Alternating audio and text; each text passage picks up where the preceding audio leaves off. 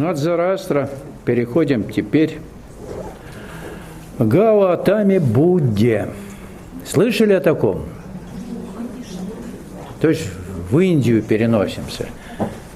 В обожаемую вами Индию с ее запахами, ароматами, вишнами, шивами, ну и с многими другими. Их там много, богов-то, да, их не перечесть, если вы всерьез изучали эти дела, да? Ты всерьез изучал? Ну, знаешь. И вот в книге под названием «Уроки из будущего», глава, которая посвящена Будде, я буду просто говорить Будда, да, она называется «Коварство медитации». Не случайно. Понятно? Вот попробуем разобраться. Какое коварство по незнанию совершил Будда, родившись в духе, но так и профукав духовное рождение. А потом последователей миллионы. И не туда. А пришел-то он на землю вместе с Лао Цзы, с Кришной в одно и то же время, период духовного кризиса, глубочайшего в земном человечестве. Вот посмотрим, как он дошел до жизни такой, что он делал и что он натворил в конце концов. Хорошо?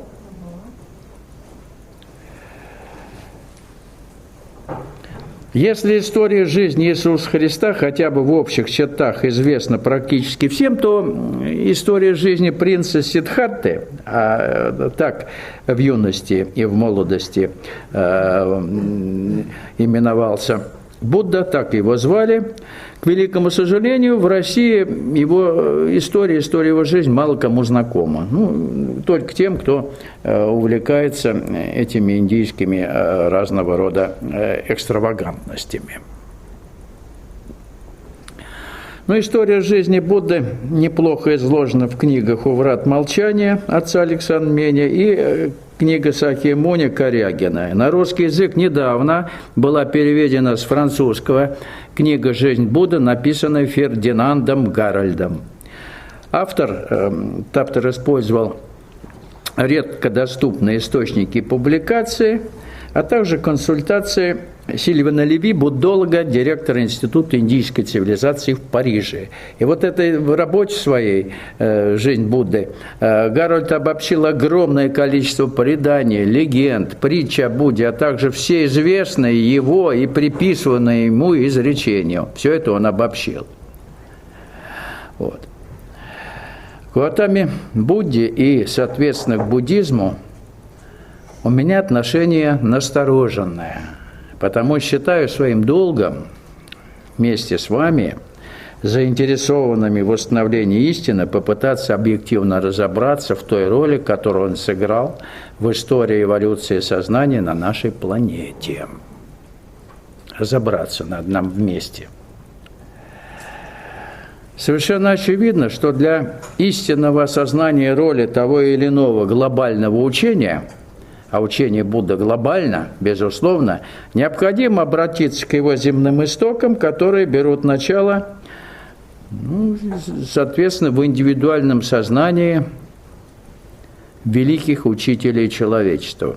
Для этого надо рассмотреть жизнь, деяния, поступки и проповеди Будды в сравнительном аспекте через призму нашего сегодняшнего знания этапов сознательной эволюции человека и духовной трансформации человека. Вот посмотрим через призму наших знаний сегодняшних о том, как и что должно происходить, и что, так сказать, нам предлагал Будда.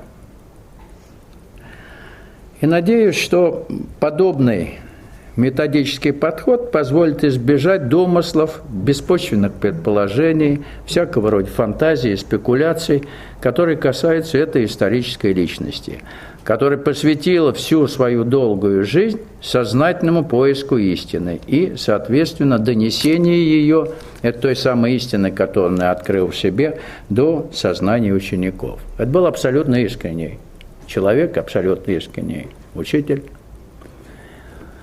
Вот. Поэтому давайте с позиции наших сегодняшних знаний о духовной трансформации человека рассмотрим его откровение. Ну, наверное, не секрет, что для индуистской религии характерно традиционное многобожие и, соответственно, с мистическим уклоном. И, соответственно, это многобожие не позволяло индусам сосредоточить все свое религиозное внимание на каком-то одном божестве, дабы уверовать в его всемогущество.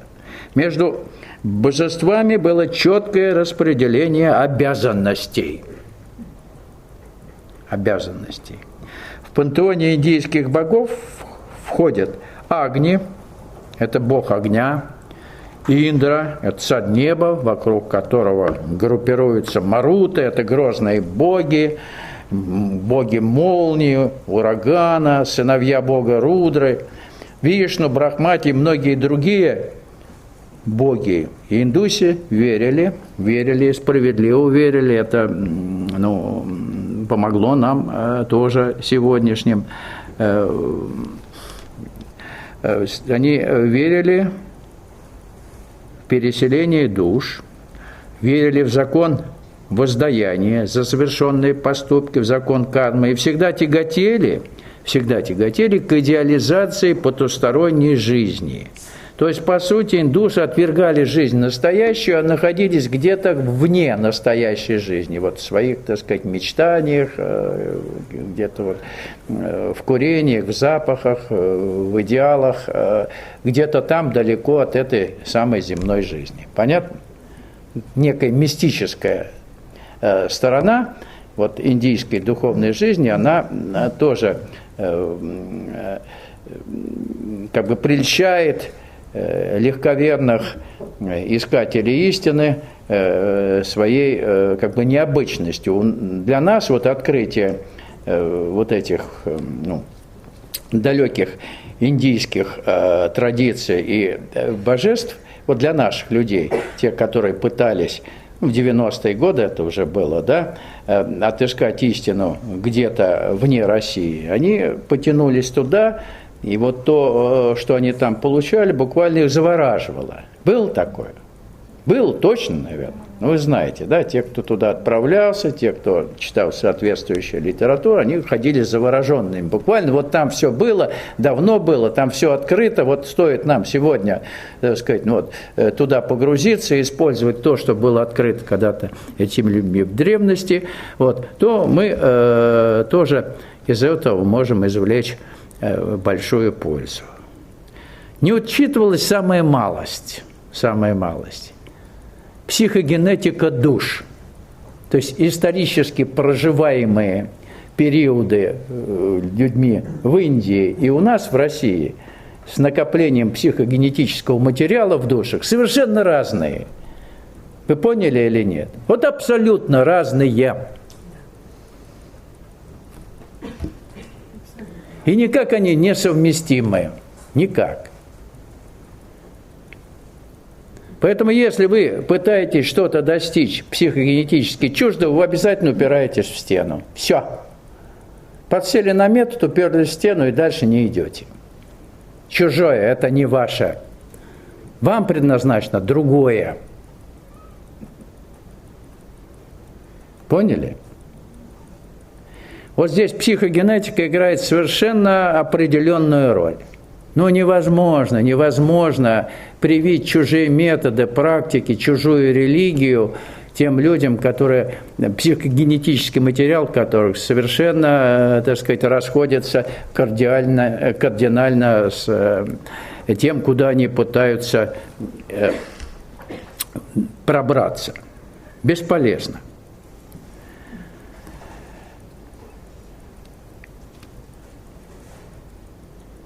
Крайне пессимистические взгляды на жизнь выражались и истолковывались так называемыми брахманами. Согласно учению брахманов, настоящее бытие возможно только в единой всеобщей сущности, бесконечной и неизменной брахме или мировой душе. Брахманы не сомневались в Только в ней, в этой мировой душе, существует истинное бытие. Все, что вне ее, это иллюзия и обман. И отсюда основным желанием человеческой души, которая является частицей Брахмана, или Брахмы, правильно сказать, должно быть желание возвратиться к своему первоначалу. Вроде бы правильно. Вернуться к своему первоистоку. Вот.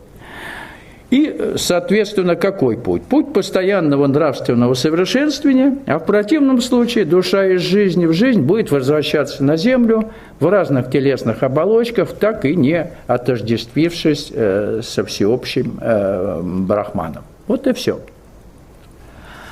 Мировая душа Брахма заключала в себе три начала. Тоже логично. Творящее, фиксирующее и разрушающее. Брахма, Вишну и Шиву. Эта тройственность была известна под названием Тримурти. Все в жизни совершалось по законам, установленным Тримурти. Что-то творилось, что-то фиксировалось и разрушалось. Логично. Мы тоже об этом говорим. Брахманы учили, что умерщвление плоти и разного рода физические стяжания тела в сочетании с мистическим созерцанием могут привести к уничтожению собственной индивидуальной души и слиянию ее с мировой. То есть собственную душу надо уничтожить, и только тогда она может слиться с мировой душой. В Индии существовала кастовая система. То есть брахманы, избранные Брахмой, и кшатрии, воины, относились к высшим кастам. Вайши, торговцы, и шудра, рабочий люд, к низшим. Четкое кастовое разделение. И согласно кастовым поверьям, на соединение с Брахмой могли рассчитывать только брахманы. Остальные же, при условии выполнения предписаний, которые давали брахманы, могли надеяться только на возрождение в брахманской касте, а уж потом, да, или в касте кшатриев, а вот только потом уже объединиться с мировой душой. Вот так вот. То есть, плебейский люд никаких шансов не имел соединиться с Брахмой. Ну и, соответственно, простой люд выбирал себе богов согласно своим потребностям и склонностям, которые в основном были связаны с проявлениями природных стихий, которые прямо влияли на урожай на крестьянских полях. То есть вот такие частные божества, мелкие, которых много, люди им поклонялись, выбирали их и, в общем-то, были, довольны. Так вот, в своем учении брахманы проповедовали идею о ничтожестве земной жизни, что земная жизнь – это ничтожная вещь, и главное в земной жизни – это необходимость соединения с мировой душой. Именно это создало вначале в их среде, а потом повсеместно массовое движение, которое было названо отшельничеством.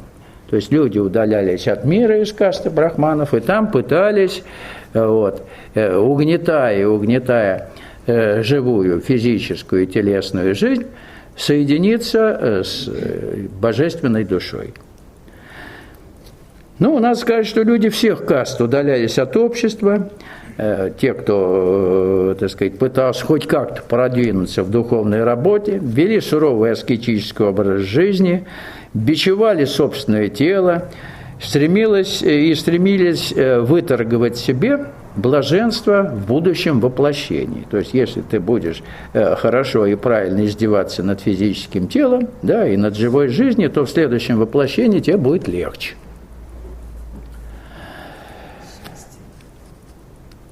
И такого рода отшельники высоко почитались народом и щедро одаривались представителями высших каст. До сих пор, говорят, там сидят в Индии, да, на каждом углу или не на каждом, эти отшельники, не бритые, не чесанные, не мытые, не встающие со своих этих самых насиженных мест, да? Есть там такие? На каждом углу, да? Их почитают. В центральных городах только. А? Вот если в самой Индии их нет, а они где-то по центру, где туристы. То есть ты знаешь, видел, да? Я проехал, да, пол Индии посмотрел. Пол Индии, да. поглядел. Сидят они, да? До сих пор. Нет, в таких Они только... То есть они не на небе, а здесь сидят. Да. То есть они думали, что они будут на небе, но число их вот на земле умножает, сидящих. То есть ходят по кругу, да, кармических воплощений, сидят и сидят, сидят. Это вообще неплохо, наверное, а? Им это нравится, видимо, да? Конечно. Ну вот. Тонкое получение удовольствия. Люди смотрят на них, им нравится. Да. Видите? И вроде бы запросов у них нет больших, голодные почти, да? Не знаю. Едят? Ты видел? Я не видел. Ну, ты не видел. А кто видел? Едят они или нет? А ты видел. Ну, хорошо, хоть видели, что они едят. Ну, ладно. Значит, вот такая идеология духовная. Однако, наряду с аскетическим отшельничеством в среде искателей истины встречались отдельные, их было немного, критически настроенные личности, которые порвали с брахманизмом и выработали свое философско-религиозное учение или доктрина. К таковым, в частности, относятся Капила и Патанджали. Отвергнув схоластику и жесткую культовую обрядность брахманизма, они разработали философское учение Санкхи. Согласно этому учению, душа является орудием верховного существа, существует сама по себе и отлична от природы. И в течение земной жизни она должна познать это отличие, оставаясь абсолютно ровной и незамутненной, какие бы внешние волнения ее не затрагивали. То есть как бы наблюдающая часть нашего сознания должна оставаться незатронутой, глядя на этот безумный мир. Вот такая основная идея была этого философского учения, учения Санкхи. И постигнув эту истину, душа, освободившись от тела, заканчивает круг земных перерождений и возвращается опять-таки вот в ту самую истинную чистоту, в состоянии чистого духа, где безмятежно отдыхает. Так вот, основной метод работы на этом пути, на пути Санкхи, это познание себя путем самосозерцания. На пути же брахманизма созерцание сочетается с активной практикой умерщвления плоти. Вот последователи учения Санкхи, они, в общем-то, плоть не умерщвляли. Поняли, что это ни к чему хорошему не приведет. Ну, надо сказать, что так называемое созерцание, о котором идет речь, это не что иное, как своеобразная практика концентрации сознания на чем? Ну, на определенные цели. В частности, на стремление освободиться от всех желаний, слиться с верховным существом. И помимо практики созерцания, искатели истины использовали также специальные дыхательные упражнения и определенные позы для достижения соответствующего психического состояния, которое знаменует собой освобождение от земных пут. Там учащенное глубокое дыхание, измененное состояние сознания, то есть вот эти практики рождались там, в Индии, для того, чтобы в помутненном сознании ощущать себя вне этого мира, мира, который погряз во лжи, в боли, в страданиях. То есть бегство от реальной жизни. Все практики на первый план ставили уход от реальности всеми доступными средствами.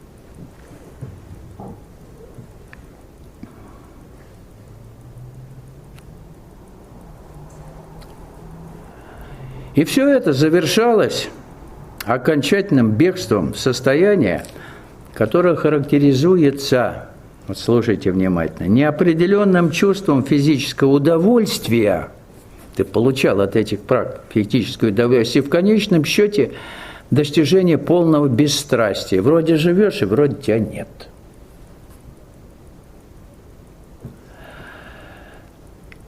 Это и есть акт единения со всемирным духом. Ты вроде здесь, и тебя нет. Вот так считалось в практике Санкхи освобождение от пут этого физического мира. Последователи доктрины Санкхи назывались также йогами. Йога есть единение. Вот оттуда йоги-то появились. Всякие разные. Теперь рассмотрим практику брахманов-отшельников и последователей Санкхи в свете механизма и этапов сознательной эволюции, дабы в дальнейшем определить роль и место Гаутамы Будды в эволюционном процессе на нашей планете. Брахманы-отшельники, понимая, что телесные потребности, находящие свое выражение в разного рода желаниях, мешают на пути продвижения к единению со всемирной душой, избрали радикальным средством от беспокойства сознания, которое вызывает с чем? Желаниями, жестокое угнетение естественных жизненных функций. Угнетали живую жизнь и добивались мнимого контроля над ними. Путем длительной аскетической практики многие жизненные функции попросту истощались. А герои-аскеты, которые истощили жизненные функции, демонстрировали свою исключительность, что непомерно раздувало их эгоизм. А как известно, при сохранении эго не может быть речи о единении с какой-то всемирной душой. То есть тупиковость пути голого аскетизма, она, я думаю, для нас очевидна. Некоторыми аскетами-отшельниками этот факт интуитивно осознавался, что, в общем-то, эта работа ведет никуда. И они в свою практику добавляли элементы созерцания, которые, судя по описаниям состояния, которое достигалось в этом процессе, и по внешнему виду самих созерцателей, а внешний вид их был совершенно характерным для инициации восходящей медитации, закатывание глазных яблок кверху. Вот. То есть они устанавливали энергетический ток от основания позвоночника к макушке головы. Те аскеты-созерцатели, которым с большим трудом по причине гипертрофированного эго удавалось выбить все-таки в макушке энергетическую пробку и выйти из сферы высшего сознания, не имея стойкой связи с промежуточными интеллектуальными слоями, посредством вот этого катапультирования в пространство над головой, сознание в сфере безличных вибраций, подолгу там оставались и поддерживали иллюзию растворения «я» в каком-то безличном начале. Там ничего нет, но они вот в этом своем состоянии, который постоянно поддерживали, инициировали восходящий ток, они находили финальную точку реализации своих духовных исканий.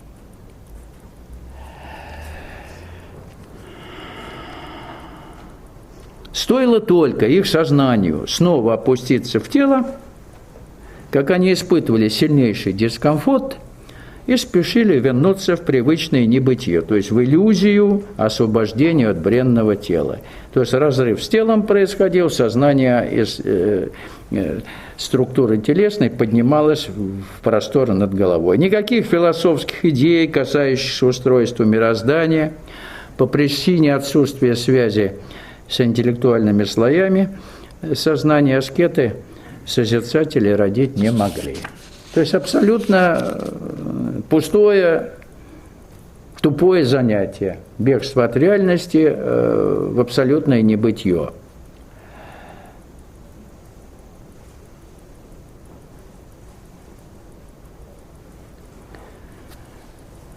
Так вот, в отличие от аскетов-созерцателей, последователи Сангхи, занимавшиеся созерцанием, тоже занимались созерцанием, обладали определенными интеллектуальными познаниями, которые позволяли им относительно планомерно осваивать высшие сферы сознания, не теряя при этом осознания собственного «я». Однако именно этот факт их здорово удручал, поскольку растворение «я» считалось непременным освобождением личности, а тут вот «я» оставалось. Чтобы добиться этого, им приходилось медитировать опять-таки кверху с еще большим упорством, чем аскетом-созерцателем. Созерцатель сразу туда ушел, и никаких, так сказать, проблем не возникало. А вот умные люди, пытаясь как-то структурировать то, что они в практике созерцания получали только головную боль. И тоже им пришлось катапультироваться туда кверху. То есть Индия, она, по сути, страна мертвой методологии. Бегство от реальности, бегство от эволюции. Вам нравилась она когда-то? Ну, потому что вы делали-то, ничего не делали. Ну, просто нюхали. А нюхать это не значит делать. Понюхали, что-то попробовали и все. Правильно? Если бы всерьез что-то делали, вас бы здесь уже не было. То есть вы всерьез ничего не делали, вы только восхищались и ничего не понимали. К счастью, ничего не понимали. Правда, со времен глубокой древности было еще известно священное слово «Ом» или «Аум» в Индии. Мантра, которая спонтанно устанавливала эволюционно необходимый нисходящий ток, пусть слабой пока еще пространственной энергии в направлении от макушки головы в нижележащее отделы тела. То есть нисходящая мантра «Ом» или «Аум». Это также было известно в Индии. Отказ от тела и бегство сознания из него означает бегство от эволюции. Именно мантра «Ом» должна была вернуть сознание на телесный уровень и обеспечить медитацию к низу, открыв тем самым доступ божественной энергии в тело или эволюционной энергии, как хотите, подготавливая ее к радикальной трансформации. Однако, как показывает практика сознательной эволюции, наша сегодняшняя практика, работа эволюционной энергии в теле неизбежно сопровождается появлением телесного дискомфорта и болезненных явлений. А это было нежелательно тем, кто хотел полного освобождения. Понятно? Сталкивались с трудностями, опять медитация кверху. Поняли? То есть уходили, ускользали от эволюционного процесса, выпадали из него.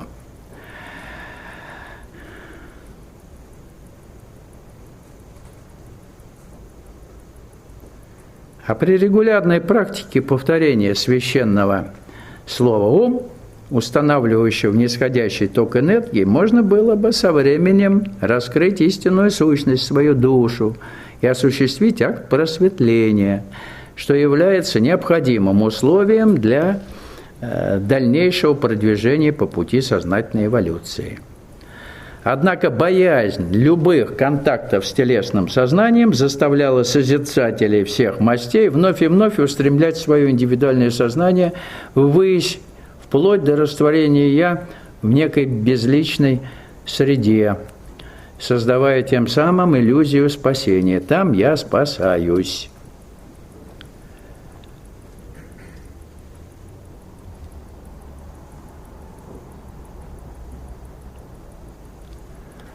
А теперь вернемся к истории жизни принца Сиддхарты.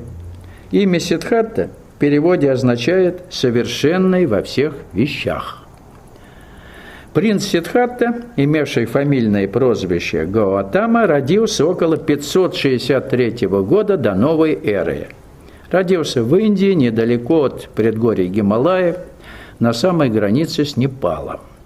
Его отец был раджой, стало быть, князем, свободолюбивого воинственного племени, то есть отец его относился к касте кшатриев. Мать Сиддхарты умерла через 7 дней после его рождения. Летопись отмечает, что мальчик отличался кротким нравом и любил предаваться созерцаниям. Отец безмерно любил сына и всячески старался оградить его от внешнего мира. От того самого внешнего мира, где были страдания, было горе, были смерти. И, как гласит предание, сразу после рождения Сиддхарты отшельник по имени Асита предсказал, что юному царевичу предстоит стать либо властелином мира, если он изберет светскую жизнь, либо в случае отречения от мира великим Буддою. Так вот, именно второго, что сын его станет великим Буддою, больше всего боялся отец Сиддхарты. Мир за стенами их дворца наполняли странствующие аскеты-отшельники, к которым в любой момент мог мальчик проявить интерес, а посему выход за территорию дворца ребенку был запрещен. Отец не жалел средств на обучение сына искусствам, наукам разного рода. Окружил его сказочной роскошью. И на территории дворцов было запрещено говорить о старости, о смерти, о болезнях и страданиях людей. И когда повзрослевший принц выезжал за территорию дворца, то по пути его следования прогонялись все старики, нищие, больные и увечные. То есть перед его глазами истинная картина земного человечества, от мира за пределами княжеского дворца, она не была ему видна. В возрасте 16 лет царевич Сиддхартха женился на красавице Ясодхире. Впоследствии у него было еще 2 жены и несколько наложниц из числа дворцовых танцовщиц и музыкантш. Счастливый был человек. Видите, все у него было, абсолютно все, женщины на выбор. Обитатели дворца предавались всевозможным удовольствиям, чувственным наслаждениям, совершенно не задумываясь над смыслом жизни. До 29-летнего возраста Сиддхартха был непременным участником всех дворцовых увеселений, праздников, но в один прекрасный момент в сознании молодого кшатрия вдруг все перевернулось, и он задумался над истинным смыслом жизни. Здесь речь идет действительно, видимо, о миссии, о том духовном предназначении, которое предполагало рождение в этом воплощении принца Сиддхартхи. Миссия определенная. Вот в один момент, в возрасте 29 лет, он задумался над истинным смыслом жизни. Ни с того, ни с сего. Наступил глубокий кризис, нравственный кризис, духовный кризис. Летопись говорит о том, что предшествовало этому событию. Гуляя как-то по городу со своим возницей, то есть персональным шофером Чанной, принц Сиддхартха впервые в жизни увидел дряхлого старика с выпавшими зубами и дрожащими конечностями. Впервые он этого не видел до 29 лет. Вид старика поразил принца, а Чанна объяснила ему, что старость – удел всякого рожденного. Неизбежно состаришься. В другой раз Сиддхартха увидел несчастного человека, больного проказой, тело которого было покрыто ужасными язвами и кровоточащими ранами. Вскоре после этого он встретил похоронную процессию.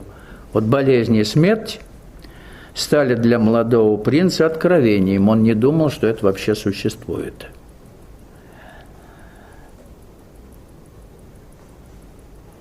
Мучительные мысли об увиденном не давали Сиддхартхе покоя, и он сказал: «Пока я рассуждал об этом, это его речение, исчезла всякая радость бытия во мне, свойственная живущим». То есть молодой человек убедился в бренности всего земного, и реальная перспектива на будущее – это болезни, старческая дряхлость и смерть. Они оттеснили далеко на второй план все мирские удовольствия и утехи. Логично? Правильно, наверное?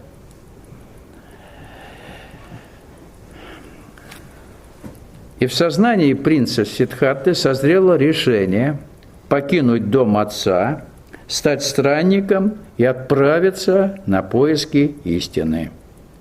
На 30-м году жизни, вскоре после рождения сына, Сиддхартха, несмотря на уговоры близких, отказывается от престола наследия и тайно бежит из дворца. Так началась его долгая странствующая жизнь под именем аскеты Гаутамы. Так вот, ясное осознание бренности всего земного, абсурдности жизни в целом и невозможность более существовать в доселе привычных взаимоотношениях с миром – это первая веха на пути сознательной духовной эволюции. То есть, если вы, глядя на этот мир, разочаровались в том, что вы увидели, то и у вас разгорелось внутреннее стремление что-то изменить в своей жизни, это как первый этап духовной эволюции. Начинается духовная эволюция именно с этого. Если вас все устраивает в этой жизни, вы хотите, какую-то, так сказать, приправу, что ли, сладкую к вашей сладкой жизни в форме духовности добавить, то ни о какой духовной эволюции, естественно, речи не идет. Но если вы действительно разочаровались в том, что видите в этом мире, что вокруг вас происходит, и вы действительно решили отправиться на поиски истины, это уже дело большое.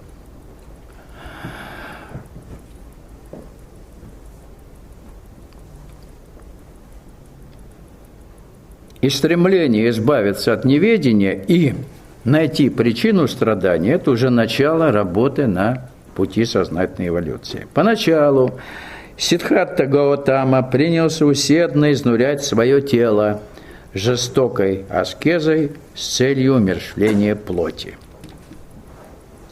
Однако вскоре он убедился, что подобная практика не приносит плодов, а битва со своим телом, битва с живой жизнью изнуряет не только тело, но и дух.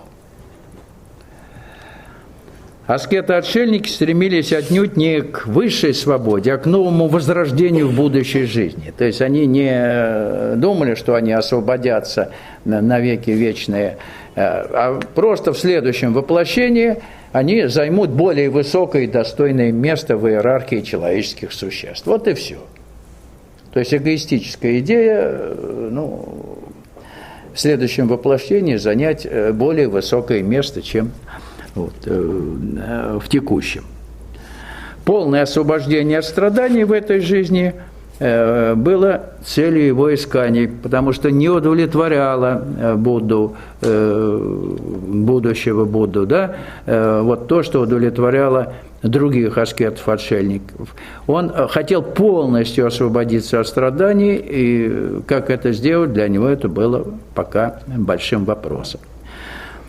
Соответственно, поглядев на аскетов, поглядев на их, так сказать, истязания касаемо физического тела, он покидает это общество и обращается к созерцателям, обращается к последователям философии Санкхи. Созерцатели, согласно разработанной ими системе, проводили долгие часы в поисках безмятежного умственного покоя, а в перерывах между поисками покоя, погружались в философские беседы. Надо сказать, что созерцание или медитация кверху имеет одно убийственное свойство. При длительной практике оно вызывает своеобразное, сродни наркотическому привыкание, то есть человек впадает в полную зависимость от метода. И как только сознание созерцателя возвращается из высших сфер, как они считают, из высших сфер в бренное тело, к мирским проблемам возвращается, возникает острый дискомфорт и стремление вновь воспарить вверх, дабы не снижать достигнутого уровня совершенства. Совершенство там.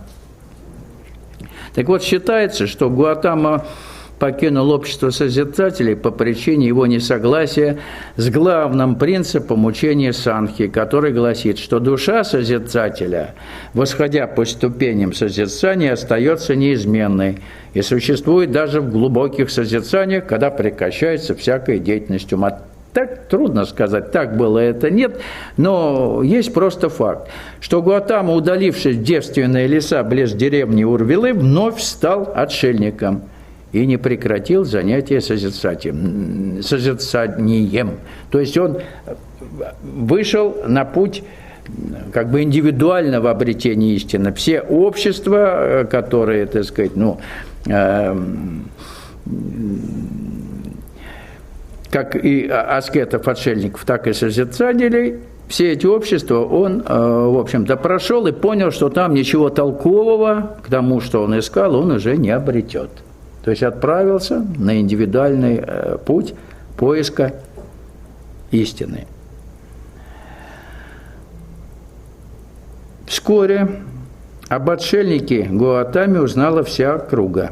Дни и ночи он практиковал методы, которые унаследованы им были как от аскетов, так и от созерцателей. И с нетерпением ждал часа полного просветления сознания. Время шло, а вожделенное просветление не наступало.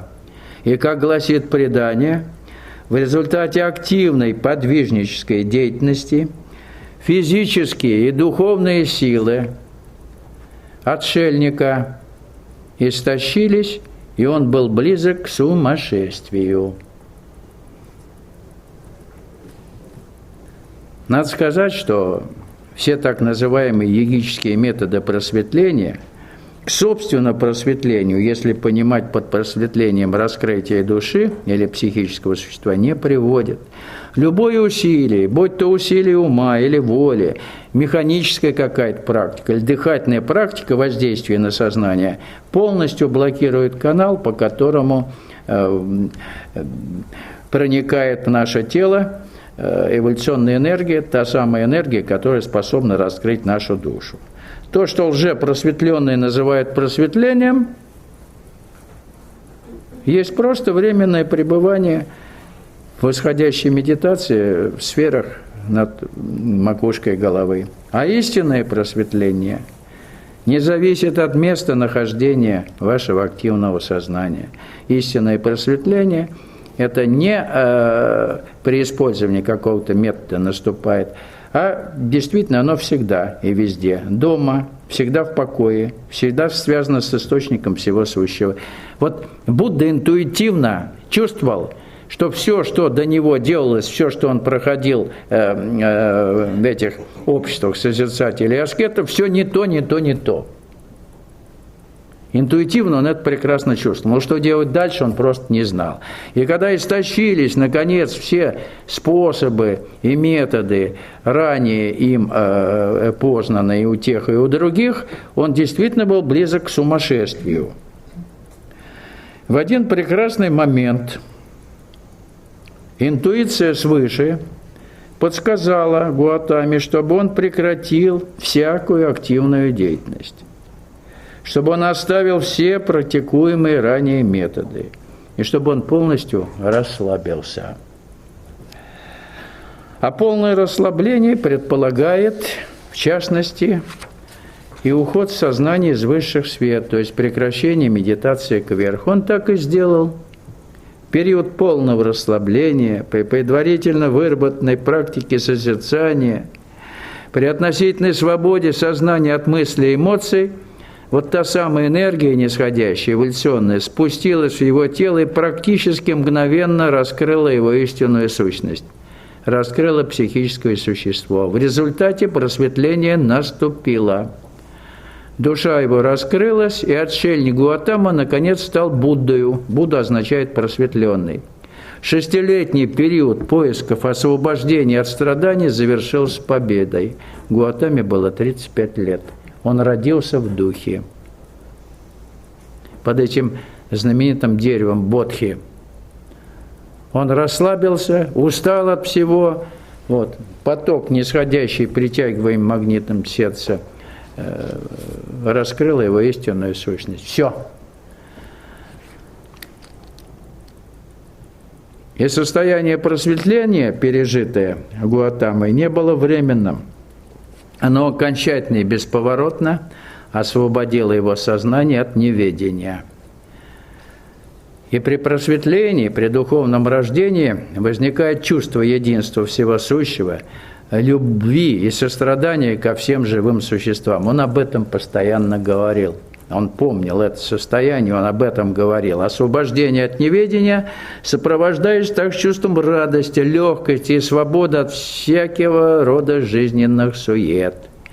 И Будда охарактеризовал это новое состояние, которое в нем пробудилось, как полную свободу от желаний, как окончательную победу над ними. И сделал поразительный вывод, очень актуальный во все времена, что именно желания являются корнем всех страданий человека.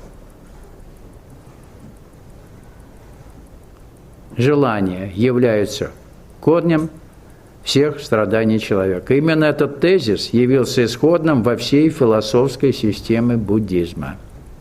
Нет желаний, нет страданий.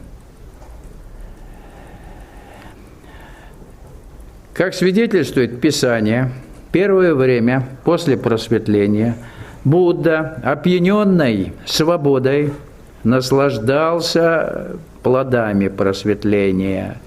Само состояние освобождения он назвал нирваной. Это не та нирвана, которая в дальнейшем называлась вот то пространство над головой, где ничего нет, и тебя нет, и вообще ничего не существует. Он назвал духовное рождение нирваной. Об этом никто не говорит, но я знаю просто это. Мы же анализируем через призму этапов пути сознательной эволюции. Что он, безусловно, родился в духе. И он духовное рождение назвал нирваной. Не то, что наверху. Вот. И несомненно, что привычка к созерцательным медитациям сохранилась у Будды и после просветления. И теперь созерцательные медитации в прямом смысле выводили освобожденное сознание Будды из тела в сферы, где исчезало ощущение собственной индивидуальности, вплоть до полного растворения «я» в этом белом безволнии. И голос искушения манил Будду порвать всякую связь с миром и раствориться в нирване. То есть он ошибочно назвал вот то состояние после духовного рождения и состояние безличного «я», превосходящей медитации, он все это объединил в название единое – нирваны. Поняли? Ошибка. Вот это страшная ошибка была. Коварная ошибка. Вот.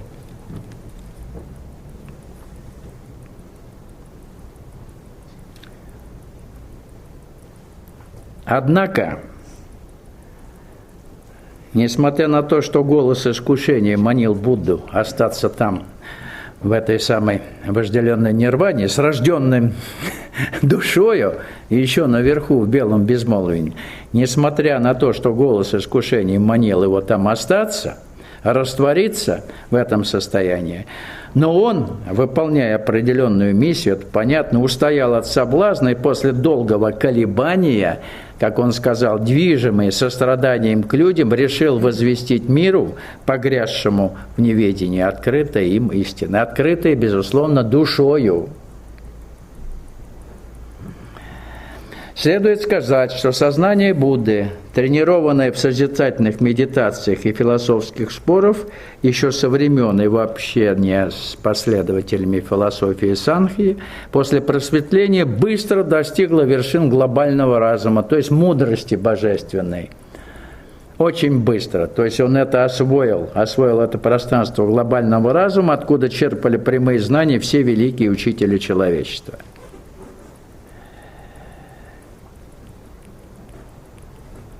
И священный буддийский текст, известный европейцам как «Алмазная сутра», содержащий блестящую проповедь Будды относительно его взглядов на реальное и нереальное в этом мире, является прекрасной иллюстрацией интуитивной мудрости, которую он почерпнул из сфер глобального разума вкупе с знанием души. Основная идея проповеди заключается в том, что кажущаяся двойственность всех вещей в мире на самом деле скрывает реальность, видеть которую способен только просветленный. В мире нет двойственностей. Есть некая единая реальность. Вот в «Алмазной сутре» это блестяще показано. Те, кто читал «Алмазную сутру», просто так читал бегом, подумают, что там какая-то шизофрения. Для меня это было, просто счастье, блестяще совершенно, я ощущал, что там говорится. Там какая-то тавтология, да? Вот просто какая-то ерунда. Но это ерунда в то самое состояние, которое выразить невозможно. Вот в этих словах, в которых он пытался это сделать, это уже в переводе, он выразил свое новое состояние. Это фантастика, «Алмазная сутра». Почитайте на ночь.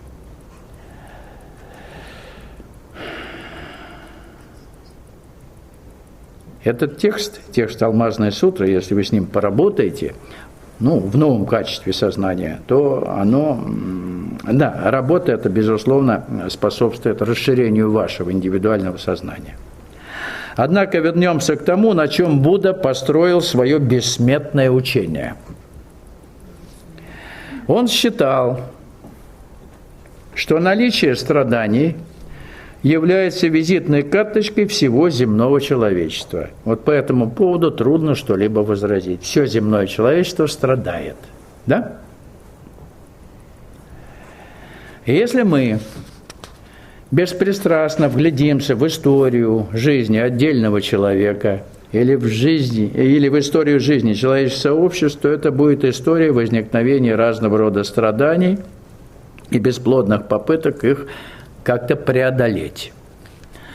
Отсутствие постоянства во всех формах и процессах, имеющих место в мире, Будда считал величайшим из зол. Постоянство должно быть. Он считал, что должно быть постоянство. Это один из основных постулатов его учения. Цитирую Будду. «Сложное должно рано или поздно распасться, родившееся умереть. Явления исчезают одно за другим. Прошедшее, настоящее и будущее уничтожается. Все приходящее, над всем закон разрушения. Быстрая река течет и не возвращается. Солнце безостановочно совершает свой путь. Человек переходит из предшествующей жизни в настоящую, и никакие силы не в состоянии возвратить его в прошедшую жизнь. Утром мы видим какой-нибудь предмет, к вечеру его уже не находим. Зачем гнаться за призрачным счастьем? Иной стремится изо всех сил достигнуть его в настоящей жизни, но тщетны его усилия. Он бьет палкой по воде, думая, что, расступившись, вода останется в таком положении навсегда. Смерть владычествует над всем миром, и ничто, ни воздух, ни моря, ни пещеры, никакое место во Вселенной не скроет нас, ни богатство, ни почести не защитят нас от нее. Все земное должно рассеяться и исчезнуть. Перед смертью все равны. Богатый и бедный, благородный и низкий. Умирают и старые, и молодые, люди средних лет. Младенцы, даже зародыши в утробе матери умирают. Все без разбора и срока. Мы идем к смерти прямой верной дорогой. Тело человека – произведение 4 стихий. Есть скудельный сосуд, распадающийся на части при первом сильном толчке. В течение всей жизни оно служит источником страстей, волнений и мучений. Наступает старость, а вместе с ней являются и болезни. Старик мечется в предсмертных судорогах, как живая рыба на горячей золе, пока, наконец, смерть не кончит его страдания.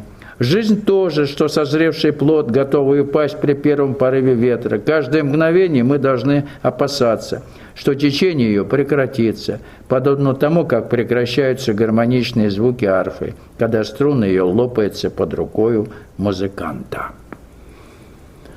Вот такой вывод он сделал, наблюдая раскрывшийся перед ним мир смертей, мир желаний, мир боли. Однако, дальше продолжается, и смерть не способна избавить человека от страданий. Согласно закону перевоплощения, он родится вновь и вновь, испытывая все те же страдания. Снова. И Будда считал, что открытая им нирвана есть единственное средство избавления человека от страданий. Вот что он говорит о нирване. Нирвана – это вода жизни, утоляющая жажду желаний. Это лечебница, врачующая от всякого рода страданий. После беспрестанного круговорота в бесчисленных формах существования, после бесчисленных перемен состояний, после всех трудов, беспокойств, волнений, страданий, неразлучных с переселением души, мы, наконец, свергаем себя в узы страстей, освобождаемся от всякой формы существования, времени и пространства, погружаемся в покой и безмолвие, в убежище от всех печалей и страданий, в ничем не нарушаемое благополучие, в нирвану. Многое видит, многое слышит здесь человек, о многом мечтает. Разрушение же всех желаний и страстных влечений к вещам, дорогим человеком, Вот это и есть неизменное состояние нирваны. И совершенно очевидно, что для описания состояния нирваны обычный язык непригоден, переживание запредельного не поддается сколь-нибудь точному ментальному выражению, попытка выразить запредельное в ментальных терминах обречена заранее на провал и способствует, если все-таки это описание состоялось, ложному толкованию описанного людьми, которые будут это читать. Хотелось бы, чтобы вы поняли смысл. Он попытался описать то, что описать невозможно, и как поняли это его последователи, ну, как поняли, так и поняли, и стали делать глупости.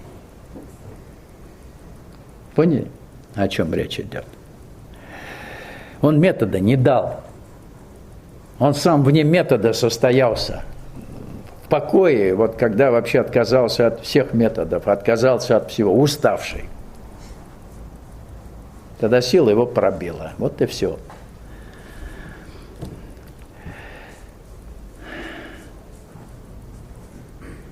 К великому сожалению, трактовка, особенно современными европейскими исследователями речений Будды, касающихся описания нирваны и пути ее достижения, носит слишком рационалистический характер, что порождает множество теоретических предположений и искус свести всю духовную работу после достижения нирваны к простейшей рациональной схеме. Это соблюдение морально-этического кодекса в сочетании с медитацией кверху. Ну, несколько позже к этому вернемся. Так вот, что составляет основу учения Будды? Основу своего учения Будда сформулировал как 4 благородные истины. Слышали о них, да? Читали в свое время? Первая благородная истина – это наличие страдания. Вторая благородная истина – причина страдания. Третья благородная истина – прекращение страдания. И четвертый путь, который ведет к прекращению страданий, то есть к нирване. Вот как они, эти 4 благородные истины, изложены в древнем источнике. Вот, о монахи, благородная истина о страдании. Рождение страдания, старость страдания, болезнь страдания, пребывание с немилым страдания. И словом, вся пятеричная привязанность к земному есть страдание. Вот, о монахи, благородная истина о происхождении страдания. Это жажда жизни, ведущая от возрождения к возрождению, вместе с радостью, вместе с желанием, которое находит здесь и там свою радость. Жажда бытия. Жажда тленности – причина страданий.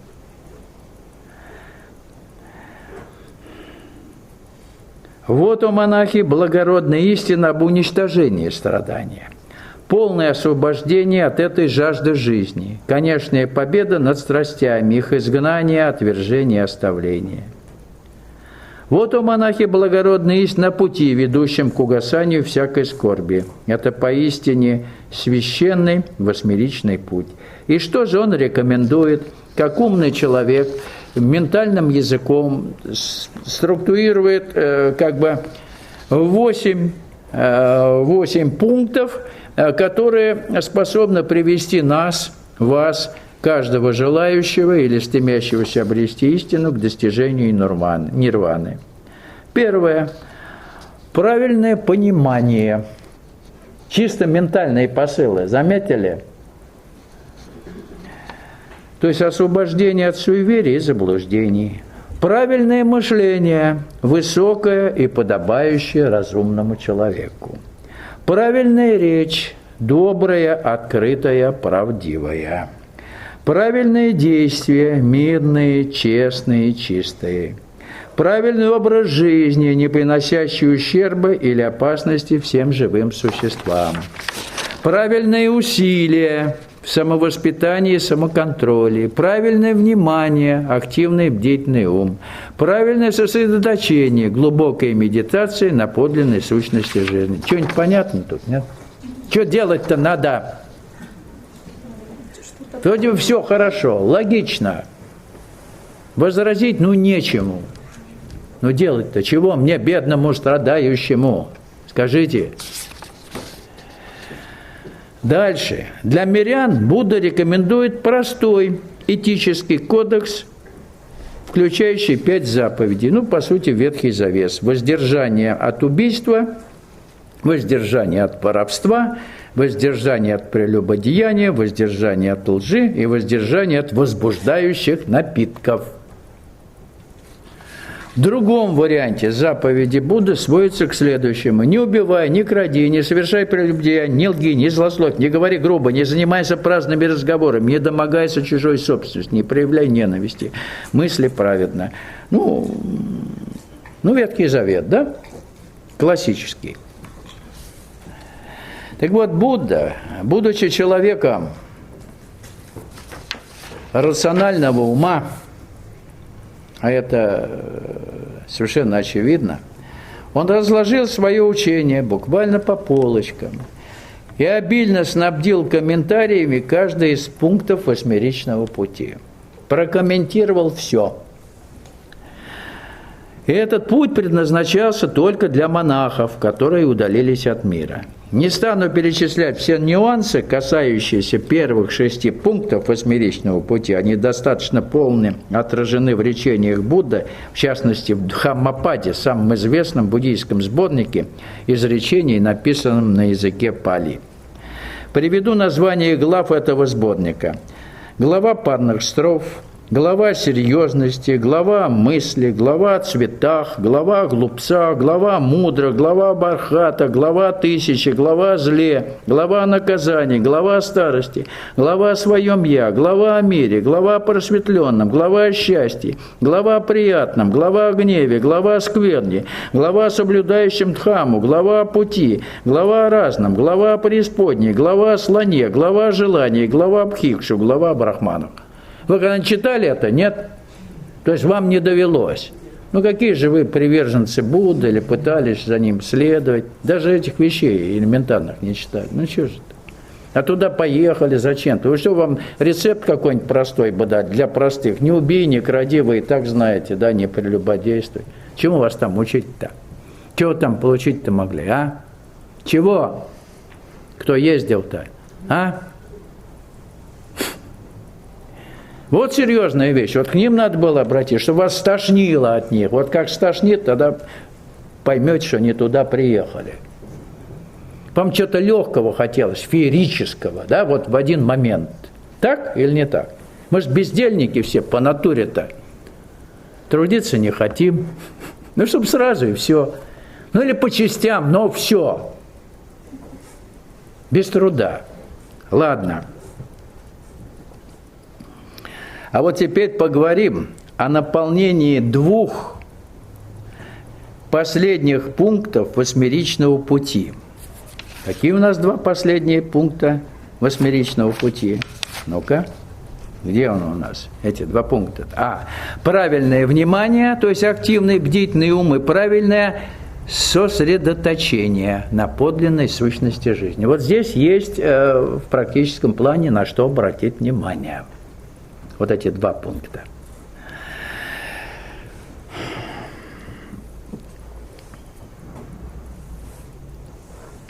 Поскольку именно их внутренней конкретикой определяется как истинность, так и ошибочность позиции буддизма в попытке эволюционного преобразования человеческого сознания.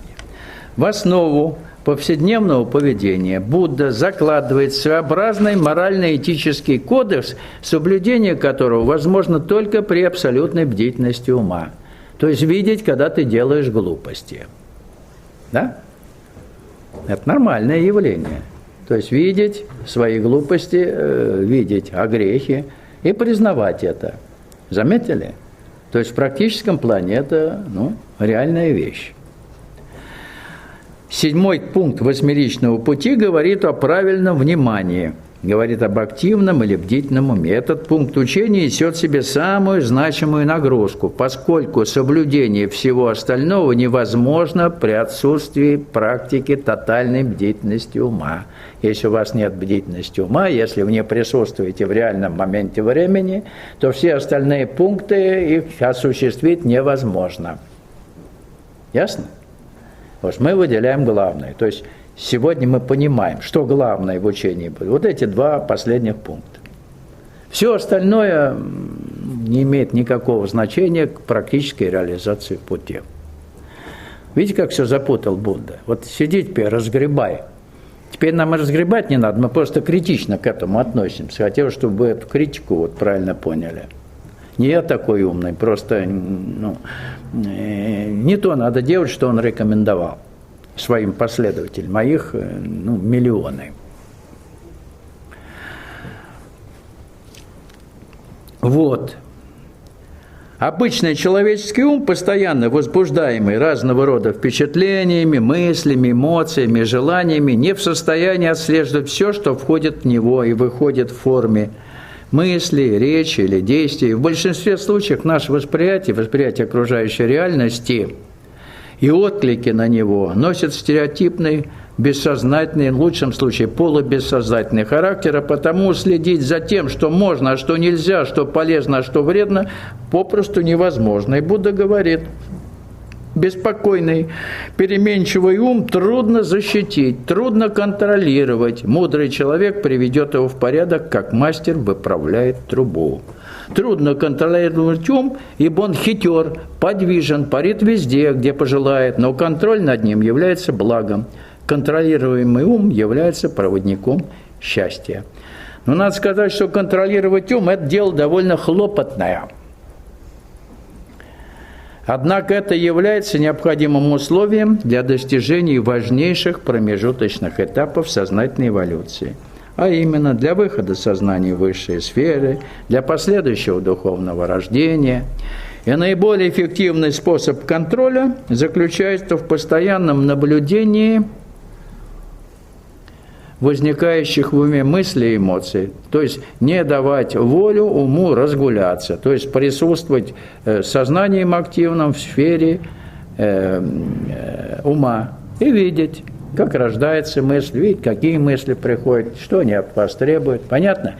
То есть попытка находиться в реальном моменте времени. Если вы в реальном моменте времени видите все, что происходит у вас в умственной сфере, значит, вы на божественную волну настроены. Ясно или нет? Только выпадаете из реальности, только ум заработал или эмоции заработали, вы уходите с божественной волны. Сложно, да? Вот приходится путано распутывать то, что, в общем-то, запутано в сильной степени. То есть выделяет что-то полезное, но воспринимает последователи Будды все целиком, поэтому это полезное им мало что дает, если даже это им объяснить. А не все целиком, поскольку это священный текст, священное писание, и только 100% все это должно приниматься. Так вот то, о чем говорит здесь Будда в этом 7 пункте, можно назвать активной медитацией. Медитацией по пребыванию в реальном моменте времени. То, что рекомендует Кришнамурти, то, о чем говорит Шри Ауробинда. Это практически действенно. Все остальные там 6 пунктов сверху, их можно выкинуть. С помощью практики активной медитации постепенно удается приучить сознание к функционированию в настоящем моменте времени, не позволяя ему гулять где-то в абстрактных высях, гулять в прошлом или в будущем. И со временем активная медитация становится единственной, абсолютно эффективной, безусильной формой контроля над деятельностью ума, и отпадает всякая необходимость помнить все разрешения и запреты морально-этического толка. Их уже не надо помнить. Более того, именно посредством активной медитации устанавливается первичный контакт с нисходящей эволюционной энергией, который подготавливает и непосредственно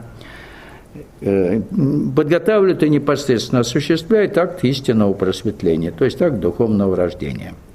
А вот теперь поговорим о том, что понимает Будда под медитацией или правильным сосредоточением. Поговорим именно с позиции нашего знания механизма этапов сознательной эволюции. Цитирую Будду. «Ученик сказал: обучи меня, о Господь, тем медитациям, которым я должен посвятить себя, чтобы позволить моему уму вступить в рай чистой земли». Будда сказал, существует 5 медитаций. 5 медитаций. Впечатляет? Первая медитация – это медитация любви. В ней вы должны установить свое сердце в стремлении к благу всех существ, в том числе и к счастью ваших врагов. Это первая медитация. Вторая медитация – это медитация сострадания. В ней вы размышляете о всех существах, находящихся в беде, ясно представляя в вашем воображении их печали и тревоги, так, чтобы пробудить в вашей душе глубокое сострадание к ним. Это вторая медитация. Третья медитация – это медитация радости. В ней размышляете о процветании других и радуетесь их радости. Вот откуда современные психологи западные берут свои методики, берут из медитации Будды, говорят, вот, говорят, вот этим займемся, вот этим, там, это подправим, то подправим. Представляете? Четвертая медитация – это медитация на нечистоту. В ней вы рассматриваете дурные последствия развращенности, воздействия грехов и болезней, как незначительно часто минуты удовольствия, как губительные их последствия. И пятая медитация – это медитация на безмятежность. Вы в ней поднимаетесь выше любви и ненависти, жестокости и подавления, богатства и желаний и смотрите на свою собственную судьбу с беспристрастным, совершенным спокойствием. Вот 5 медитаций, которые он рекомендует. Да? То есть свободное от обязательных дел время вы должны, следуя указаниям Будды, вот эти 5 медитаций исполнить. У вас времени на это хватит? Представляете, это все прописано, как надо. Настроиться надо на все это дело. А вот теперь сделаем небольшое отступление и попробуем разобраться в том, что же в так называемой медитативной практике есть истинная медитация, а что является просто суррогатом или ложным действием. Теоретики, интеллектуалы от медитации, люди, одержимые ей, могут сколь угодно долго аргументированно возражать и пытаться отстаивать свое видение. Но опыт немногих истинных практиков-эволюционистов позволяет определить истинную медитацию как состояние тотального и незаинтересованного наблюдения всех движений ума. Вот и все. То есть находиться в поле ума и видеть все его движения. Вот и все. Вот одна единственная медитация, которая позволяет установить связь с эволюционной энергией, с той силой, которая способна трансформировать ваше сознание в направлении обретения истины. Никаких миллионов медитаций, 5, 6, 7, 8 совершенно не требуется. Это значит, что любая мысль или эмоция, возникающая в сознании, не должны ускользать от внимания наблюдателя. И не должны они получать эмоциональную или интеллектуальную оценку, или подпитку. И для этого наблюдающее сознание должно постоянно находиться в настоящем моменте времени, а не гулять в прошлом, в будущем или где-то абстрагироваться в пространстве. Иными словами, истинная медитация – это пребывание сознания в настоящем моменте времени. И никакого другого варианта истинной медитации существовать не может. И тогда вы настроены на божественную волну. Истинная медитация может быть двух видов. Она может быть активной и спонтанной. Активная – это когда вы наблюдаете постоянно за работой ума в период, пока еще стойкий контакт с нисходящей энергией не установился, и все попытки ума вывести вас из реальности вы тотчас мгновенно фиксируете. А потом она может быть уже спонтанной. То есть вы спонтанно или ваше сознание спонтанно настраивается на божественную волну, и уже не требуется никаких усилий для того, чтобы вы пребывали, или ваше сознание пребывало в реальном моменте времени. Все достаточно просто. Методологически просто. Вот и все.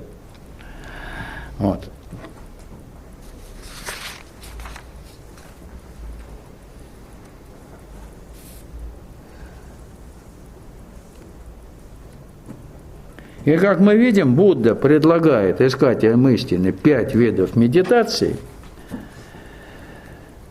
первые 4 из которых вовсе медитацией не являются, а представляют собой концентрацию сознания на определенной идее или тематические рассуждения. Это никакая не медитация. Это созерцание, не знаю, концентрация внимания, но никакая не медитация, которая позволяет установить связь с трансформирующей энергией. Таким образом, на пути эволюции, если вы концентрируете сознание на определенной идее, на пути эволюции ставится непреодолимая преграда. Хотя субъективно, особенно в процессе медитации, может казаться, что вы в развитии достигаете определенного прогресса, когда на чем-то концентрируетесь. Любой вид концентрации внимания – это пагубная вещь, которая не позволяет вам духовно расти. А пятый вид медитации – медитация на безмятежность, по сути, с подъемом сознания в сферу настоящей надмысли. Это, опять-таки, не истинная медитация, а медитация кверху, медитация восходящего порядка, на безмятежность. То есть, по сути, то, что Будда рекомендует в качестве медитации, только одно единственное – быть бдительным, соответствует тому, о чем мы говорим, что дает нам возможность продвинуться в духовной реализации. Все остальное, пшик.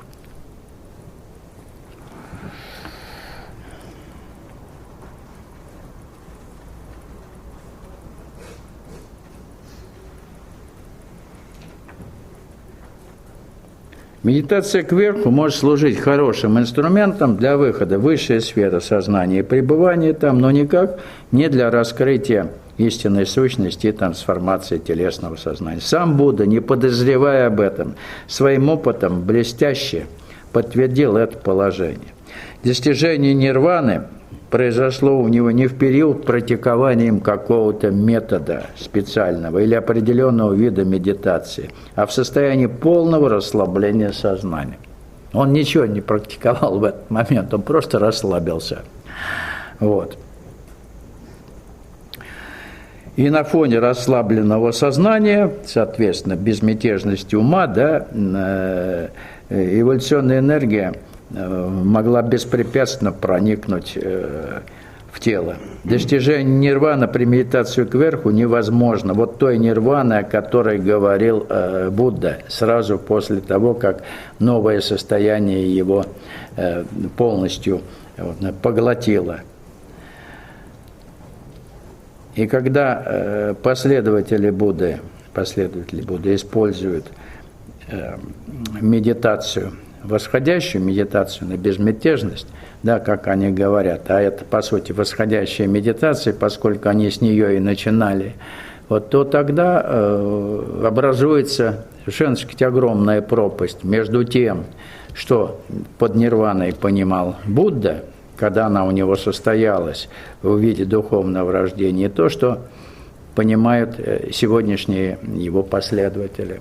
Вот и все. Это две совершенно противоположные вещи.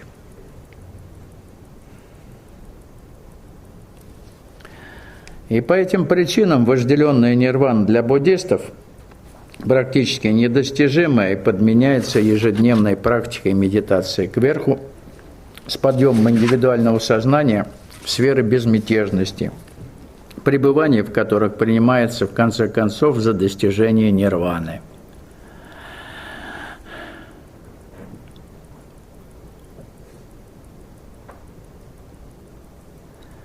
Но надо сказать, что корневые истоки практики восходящей медитации уходят в далекое прошлое.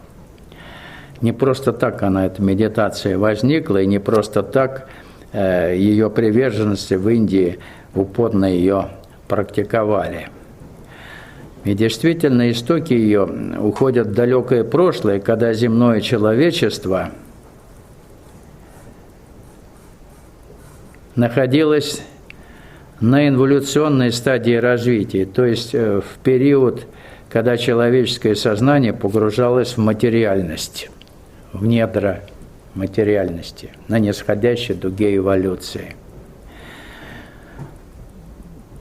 То есть тогда, когда происходил отрыв от единого источника, и сознание человеческое становилось все более материальным. И в те далекие времена духовные адепты в своей практике использовали восходящую медитацию как единственное средство искусственного поддержания связи индивидуального создания с высшими сферами.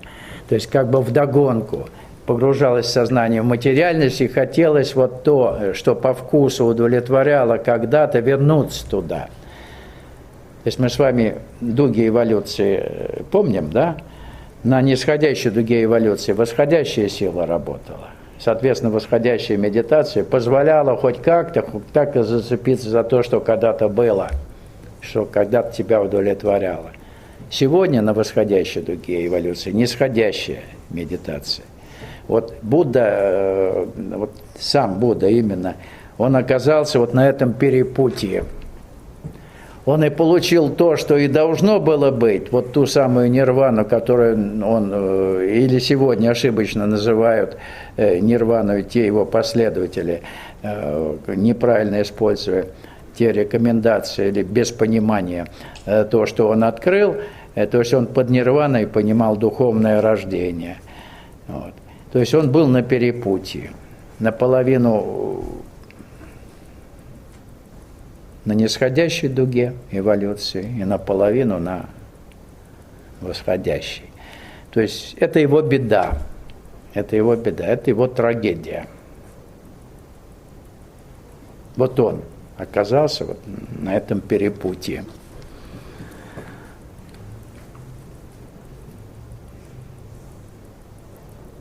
И все далекие времена действительно духовные адепты в своей практике использовали восходящую медитацию. Она как бы из древности пришла традиционно, как единственное средство искусственного поддержания связи индивидуального сознания с высшими сферами.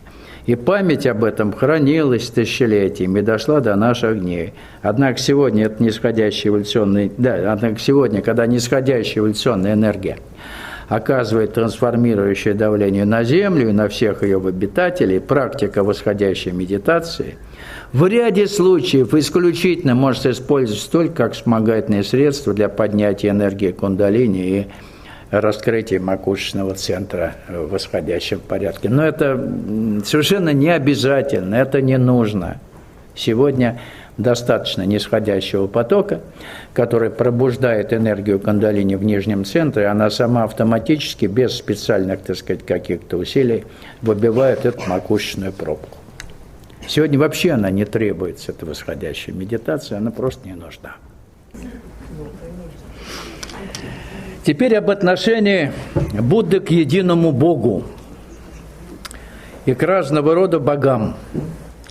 Будда предлагает искателям истины надеяться в работе только на собственные силы, не вовлекая в круг своего внимания богов. Это вообще революционно для Индии, да? Безбожие. То есть, по сути, он был атеист. Никакой бог ему был не нужен. Понятно? Не нужны ему боги. Это положительный момент. Для Индии, где многобожие, если можно так выразиться, было религиозной нормой, поклонение какому-либо божеству или божествам, имеющим, кстати, свое неповторимое предназначение, мешало бы сосредоточению внимания ищущего на концентрировании или на контроле работы, процессов работы ума. Атеисты в недавнем прошлом жизнелюб Будда активно проповедовал религию без Бога, что весьма привлекательно для людей, имеющих рациональный склад мышления. Именно поэтому на Западе в настоящее время необуддизм обрел благодатную почву. Именно необуддизм. Не то, что Будда говорил, но без Бога. Поиск истины без Бога. Да. Единственный Бог, которого признавал Будда, это нирвана, после достижения которой уже не имело смысла обращаться к чему-либо и к кому-либо. И по разумению Будды, пока нирвана не достигнута, есть только метод и собственная сила. Метод и собственная сила. Вот этим надо пользоваться. В эти силы надо верить, и когда же нирвана вожделенная достигнута, есть только она, а метод уже не существует. Нету метода. Однако в практике буддизма метод всегда существовал и съедал цель. Всегда съедал цель. А потому искатели нирваны попросту топтались на месте, принимая за достижение нирваны переживания, которые являлись всего лишь вершиной используемого ими метода. Нет метода, нет нирваны. Включились метод, нирвана появилась. Всю жизнь на методе сидели. Ясно? У Будды все было по-другому. Но он не сумел донести-то, вот, что он сделал. Он также не понимал, как Кришнамурти. Кем он стал, почему он стал вот тем, кем он стал. Кришнамурти тоже не понимал. Они близки. Правда, Кришнамурти еще ближе к Лао Цзы. Да? Правильно я говорю, Олег? Нет? А я чувствую, близок он ему. Ну ладно.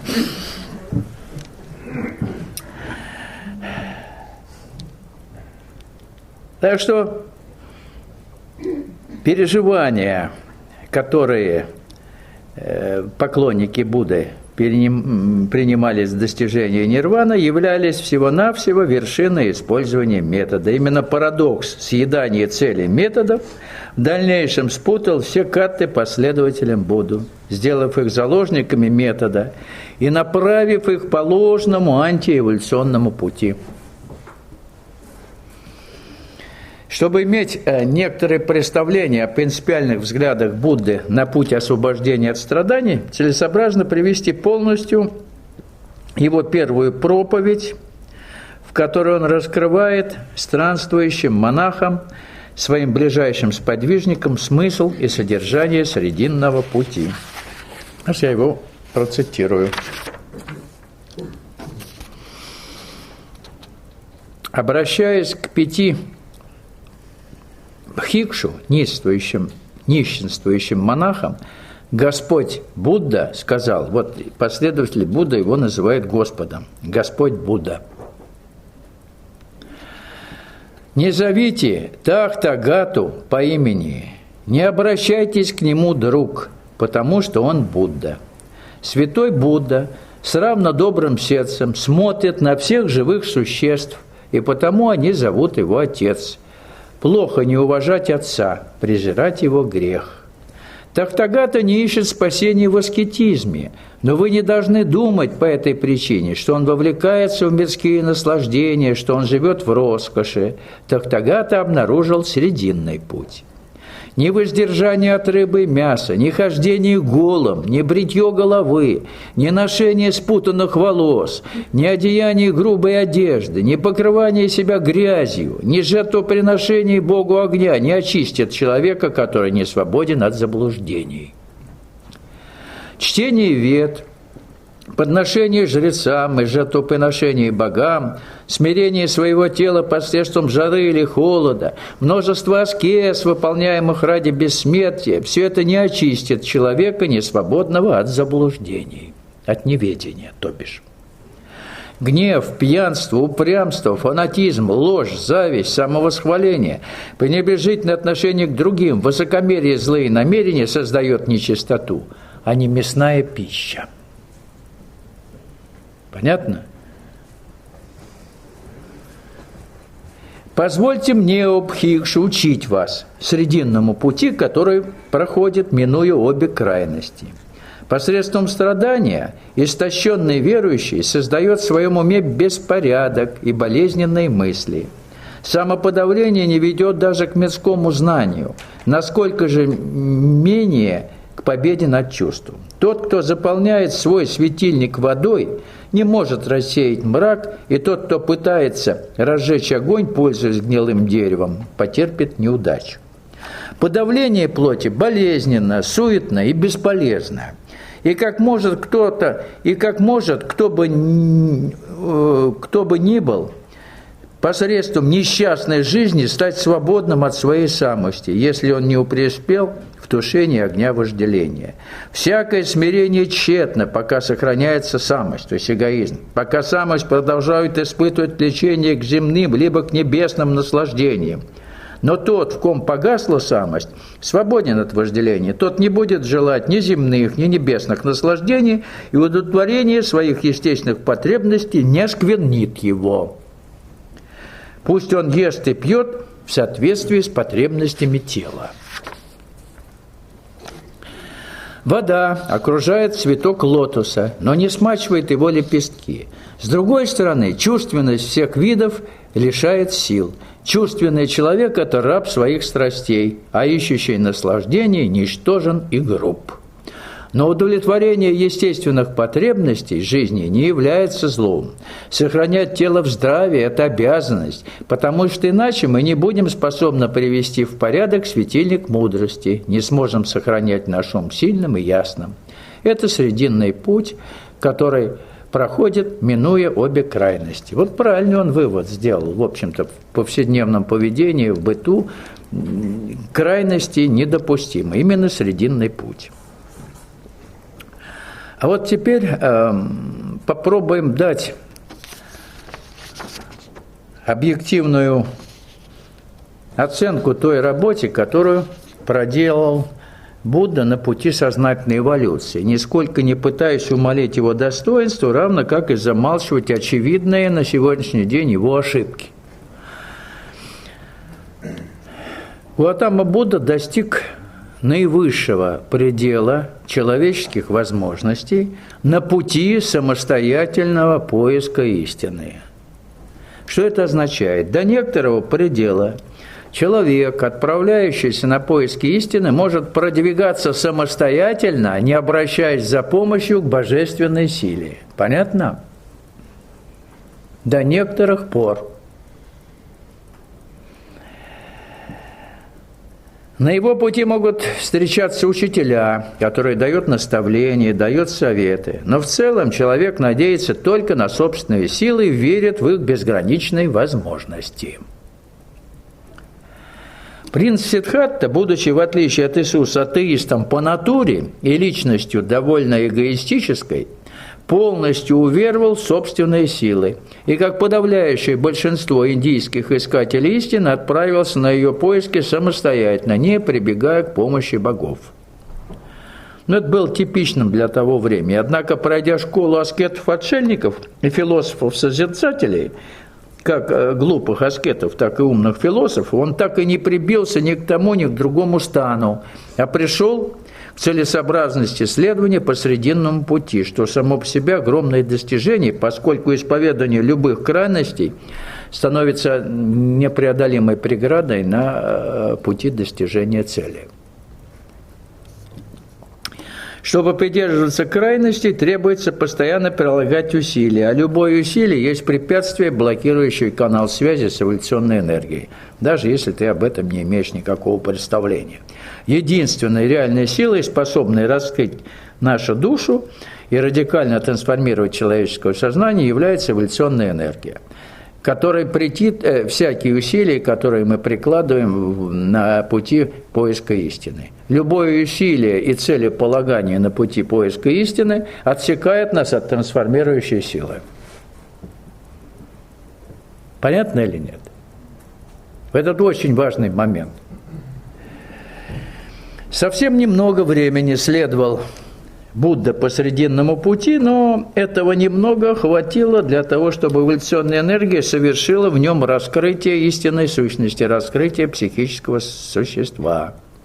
Сознание его уже давно пребывало в высших сферах, Будда состоялся, он объявился просветленным, звенящая пустота нирваны, иллюзорность окружающего мира, блаженная радость существования, ощущение нераздельного единства со всем сущим полностью затопили его сознание. Однако с течением времени острота этого нового ощущения, вот после духовного рождения, стремительного духовного рождения, стала постепенно спадать.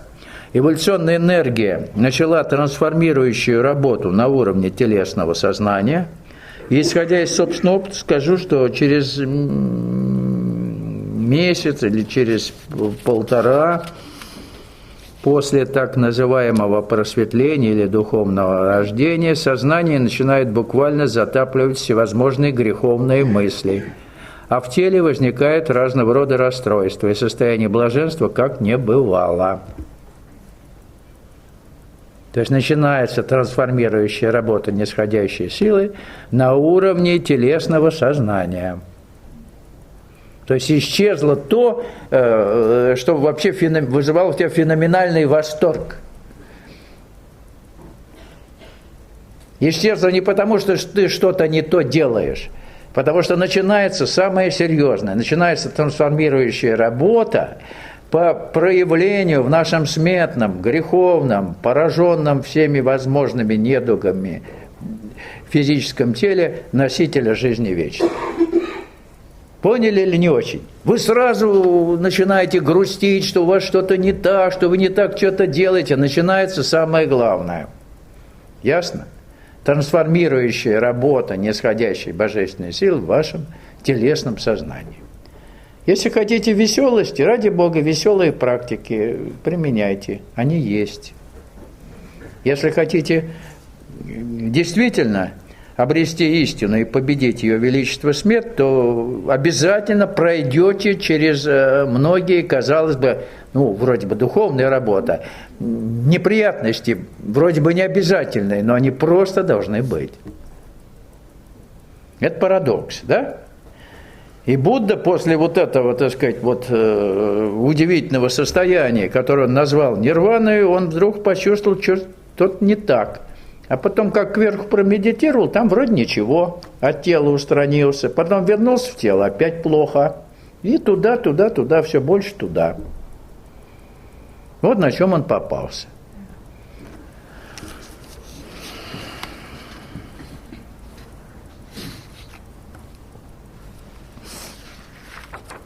И как показал опыт величайших практиков и эволюционистов нашего времени, таких как Штева Рабинда, Мать, Сатпрем, это явление эволюционно закономерное связано с работой нисходящей энергии в телесном сознании. То есть вы как бы утеряли то, что было обретено и, казалось, должно бы навсегда сопутствовать вам по жизни.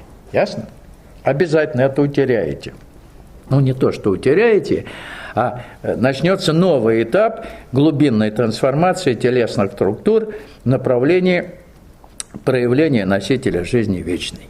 Будда, конечно, растерялся, недавно открытая нирвана вдруг куда-то испарилась. И он так же, как и вы, правда, он не задавал такого вопроса, может, я что-то не то делаю, он, в общем-то, растерялся. То есть вы тоже оказываетесь зачастую в положении Будды, растерявшегося Будды. И вот я вам намекаю, что так должно быть, говорю, что так должно быть, не обращайте внимания, сохраняйте ровность, понятно? Будда с этим сталкивался. Вот мы сейчас видим, что он именно с этим столкнулся. Вот. И тогда он прибегал к испытанному методу бегства от реальности, к медитации кверху, растворяя сознание в безличной пустоте. Нирвана уже, как бы не в том первозданном варианте, она возвращалась. Душа-то у него была пробуждена, и благодать была. Но еще была пустота ума в восходящей медитации. И он вроде бы почувствовал, вот это, наверное, то, что должно быть. Ясно? Вот такая подмена ловкая произошла. Враждебные силы тут сработали очень четко. В общем, они сыграли на самости Будды, на его эгоистичности, на его атеизме, таком махровом. Понимаете? Попался он.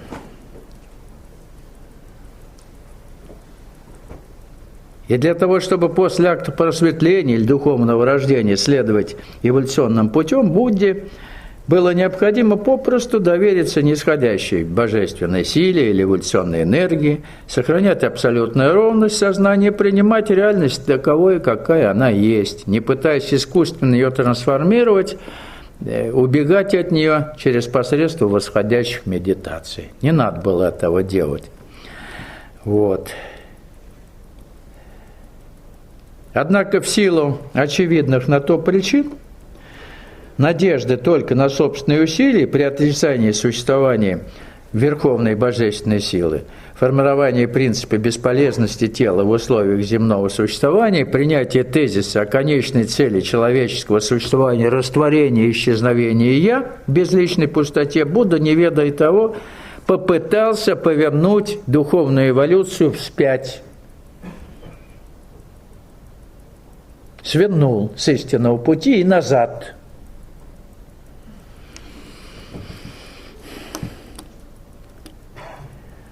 Более 40 лет Будда занимался проповедничеством, пытаясь донести до сознания слушателей и учеников сущность своего открытия, освобождение от страданий путем достижения нирваны. Будда признавал всю трудность практической реализации проповедуемого им учения. Он говорил: немногие люди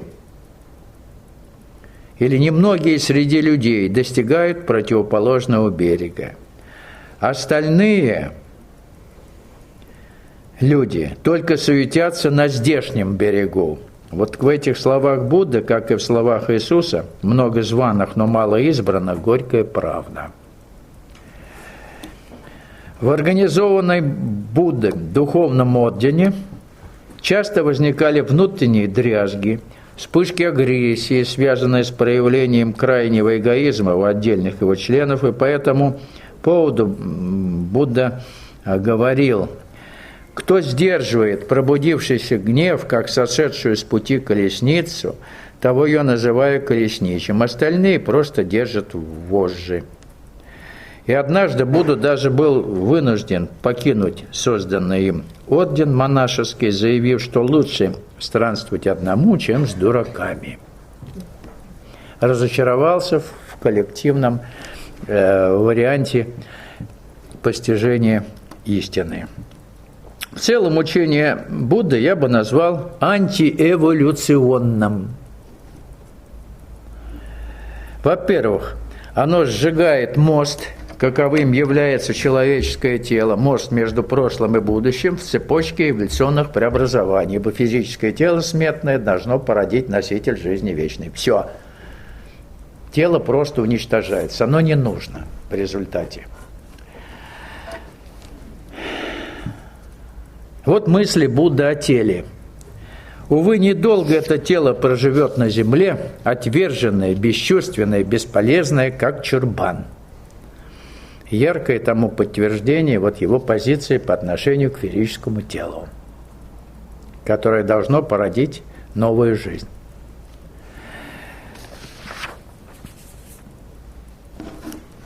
Бесполезность существования тела даже при уважительном к нему отношении – это аксиома буддизма, которая породила кардинальное заблуждение в стане его приверженцев. Тело бесполезно.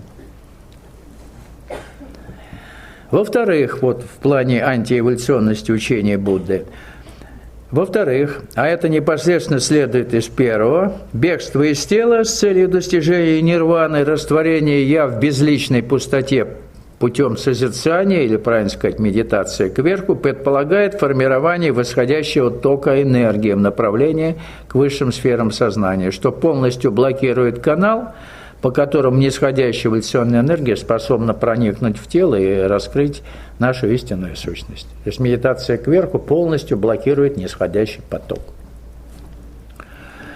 В-третьих, отрицание божественной или эволюционной энергии, значительно превосходящей человеческие возможности, не позволяет даже в случае раскрытия истинной сущности обрести надежного внутреннего учителя, способного дать правильный импульс и направить эволюционное развитие сознания в нужное русло. То есть внутренний учитель, он как бы остается в безмолвии, вот, при тех условиях, в которые ставят последователи Будды, даже если у них вдруг где-то случайно произошло его открытие. Они бегут от него.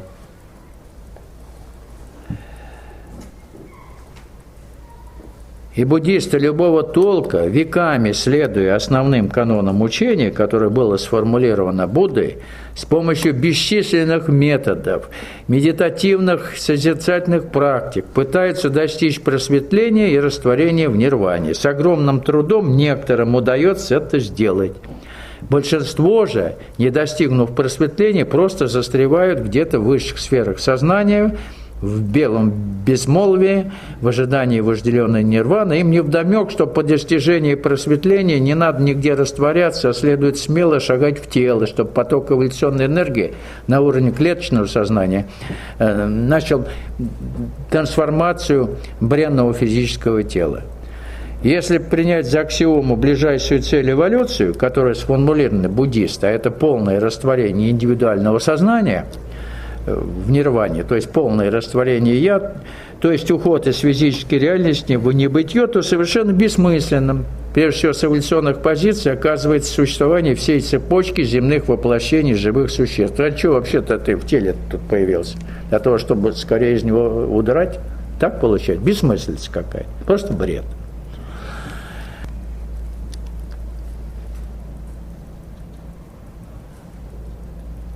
Эволюционный процесс, который происходили на нашей планете с момента появления живых организмов и до наших дней, они происходят, да, свидетельствуют об обратном, постоянном совершенствовании форм и способов существования живых существ. И подозревать, что на человеке в его современном виде природа поставила окончательную точку, значит принизить природу, принизить ее поистину беспредельные возможности. И именно несовершенство нашего физического тела, подверженного физическим недугам, болезням, старению и, наконец, смерти, определяет огромные потенциальные возможности для эволюционного развития в плане появления нового вида существ, которые принципиально отличаются в физическом плане от современного человека. Человек современный – переходное существо, которое не находится в гармонии с божественной, что ли, природой. Все остальные планы бытия находятся в гармонии, той самой гармонии, которая характерна для плана, в котором они существуют. Вот мы находимся в состоянии полного раздрая сегодня. Никакой гармонии нет и быть не может. Значит, эволюционный процесс не закончен. Духовная эволюция продолжается. То есть на человеке, современном, ментальном человеке духовная эволюция не останавливается. Мы должны превзойти сегодняшнюю нашу стадию. И эта чудесная трансформация человеческого вида совершается именно в теле, которое, как показывает опыт, практический опыт сознательной духовной эволюции, не такое уж бесчувственное и бесполезное.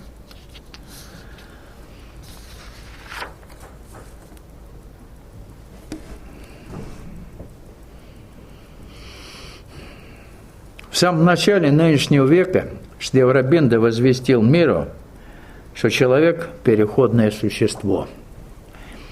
Его верная сподвижница, мать мира Альфаса, объявила, что спасение может быть только физическим, то есть посредством радикальной трансформации физического тела.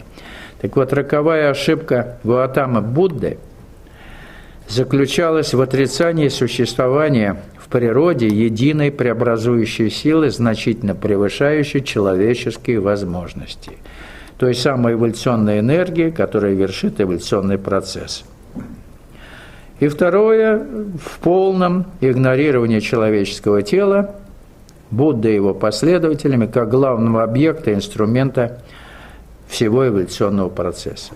Именно по этим причинам учение Будды, одного из величайших, безусловно, учителей человечества, при всей его мудрости, искренней сострадательности и несомненной для своего времени прогрессивности, хотя бы отчасти, явилось лишь этапом, предварившим появление интегрального пути эволюционного развития.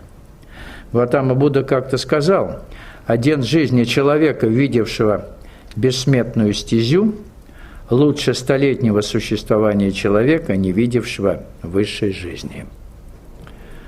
Истинность этих слов может подтвердить каждый, кто отважился стать на путь сознательной духовной эволюции.